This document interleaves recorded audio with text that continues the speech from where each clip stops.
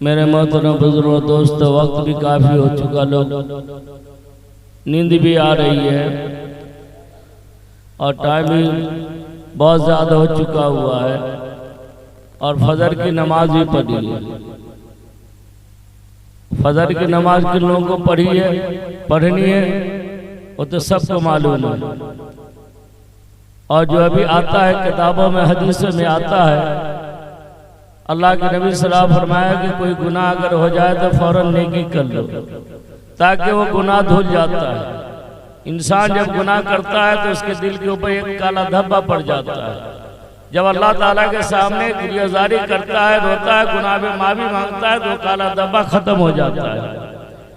लेकिन यहाँ अभी जो हम नेक अमल कर रहे हैं, शादी के मौके से, शादी के अंदर अल्लाह ताला के अजाब से बचने के लिए हम इस मिलाद को रचाए, इस प्रोग्राम को रचाया है कि अल्लाह ताला हमारे शादी को खुशी खुर्रम के साथ निभा दे।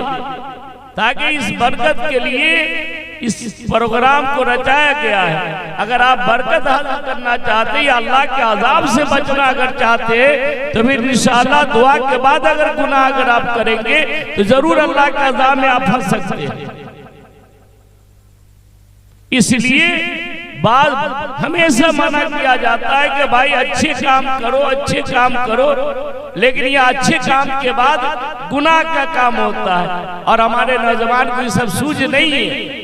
आज जो शादी के अंदर जो खुराफाते रस्में हैं, अगर एक एक क्यों गिनाया अगर जाए तो फिर मेरे मोहतरम दोस्तों, जो दौर हुज़ूर पाक सल्लल्लाहु अलैहि वसल्लम के वक्त में था, औरतों को जिंदा दफन कर दिया जाता, लड़कियों को जिंदा दफन कर दिया जाता, वही आज माहौल है। आज अबॉर्शन कराया जाता है। या उस दिन जिंदा दफन किया जाता था, आज अबॉर्शन के जरिए से उसकी खलासी की जाती है।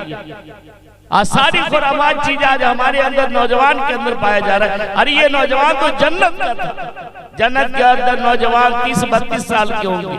आज हमारे नौजवान देख लीजिए, अभी मिलाद करवाने का हमारी शादी है, दुआ मांग के मौलाना चले जाएंगे, डीजे बजेगा। कितनी बुराइयां मौलाना ने बताई है। अगर शर्म अगर हया होगा तो इस डीजे को बंद कर देगा और डांस को बंद कर देगा, वरना ये मौलाना की बेइज्जती करेगा और अल्लाह के हुक्म की, अल्लाह के नबी पाक सल्लल्लाहु अलैहि वसल्लम की हुक्म की बेइज्जती करेगा। जो अल्लाह ताला के हुक्म से रूगर्दानी करेगा, अल्लाह के नबी सल्लल्लाहु अलैहि वसल्लम के हुक्म से रूगर्दानी करेगा, वो कहीं के रहेगा।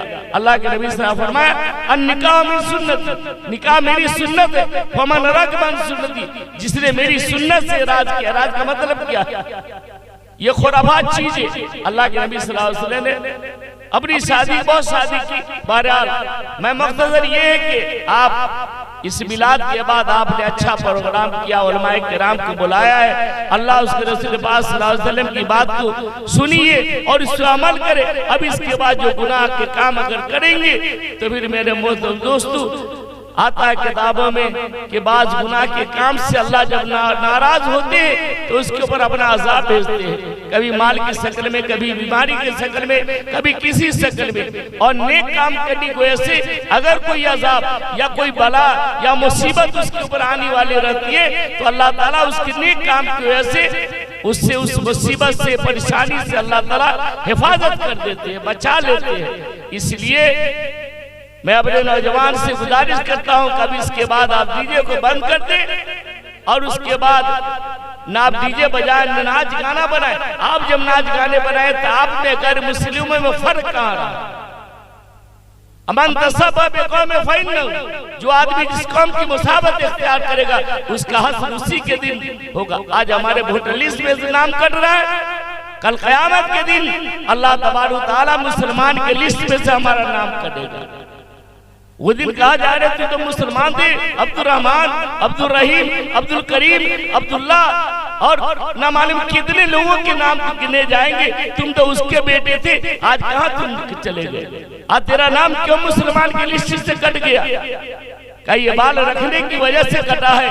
ये ढोल ताशे और ये डांस करने की वजह से और अल्लाह की नाफरमानी की वजह से ये नाम छटा है। इसलिए मैंने मोहतरम दोस्तों, अगर हम चाहते हैं मुकम्मल मुसलमान बनना तो भी अल्लाह उसके रसूल सल्लल्लाहु अलैहि वसल्लम की बताए हुए तरीके पर अमल करे और दुआ करे कि अल्लाह तबारक व तआला हमसे जो गुनाह हो गया है, हमने जो गलती अनजाने में कर चुके हैं, अल्लाह ताला हमारी गुनाह को माफ फरमा दे।